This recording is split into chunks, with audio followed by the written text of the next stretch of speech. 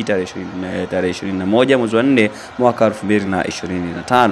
Lakini pia moja kwa moja tukupe taarifa fupi katika mchezo huo. Yanga anaingia katika mchezo huo akiwa kama kinara wa ligi ya soka Tanzania bara mara baada ya kucheza michezo 25, akishinda mchezo 22, akianza sare mchezo mmoja, akipoteza michezo miwili, huku goal difference ikiwa ni magoli 54 na pointi zikiwa ni 67. Nimfuatia ni klabu ya soka Simba ambaye yeye amecheza michezo 22 ambapo mpaka hivi sasa amecheza michezo 22 na katika michezo 22 ameshinda 18, akienda sare michezo mitatu, akipoteza mchezo mmoja.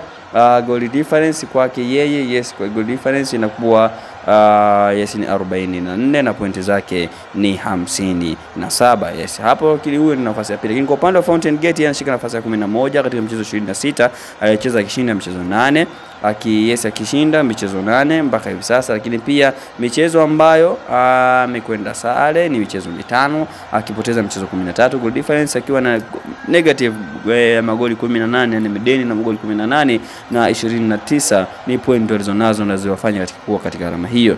Mchezo huo, habari kubwa ni kwamba klabu ya soka Fountain Gate wanaingia katika mchezo huo aliyakuwa wao wamefunga magoli 4 tu katika michezo 5 ya mwisho. Katika michezo yao 5 ya mwisho ambapo wamecheza dhidi ya Pamba wakaenda sare ya bao 1-1.